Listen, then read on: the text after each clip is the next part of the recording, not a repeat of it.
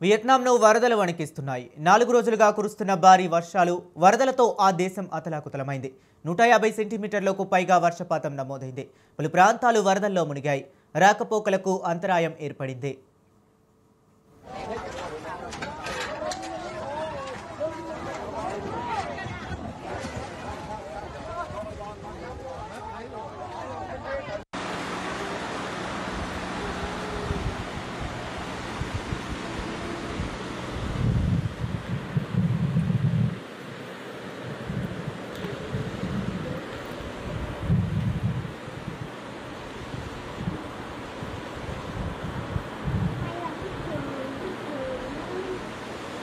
Rô nó ngập vô ở trong luôn rồi.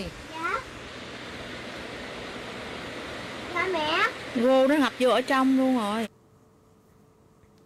Central వియత్నాంలోని పలు ప్రాంతాలు వరదల్లో మునిగాయి. వరదల కారణంగా ఇప్పటి వరకు 41 మంది మృతి చెందగా పలువురు గల్లంతయ్యారు. 52,000 ఇళ్లు నీట మునిగాయని అక్కడి అధికారులు చెబుతున్నారు. మరో 62,000 మంది ప్రజలను ఇల్లు ఖాళీ చేయించి సురక్షిత ప్రాంతాలకు తరలించారు. 10 లక్షల ఇళ్లకు కరెంటు సరఫరా నిలిపివేశారు. వరదల కారణంగా 10,000 హెక్టార్లలో పంట నష్టం జరిగిందని అధికారులు అంచనా వేశారు.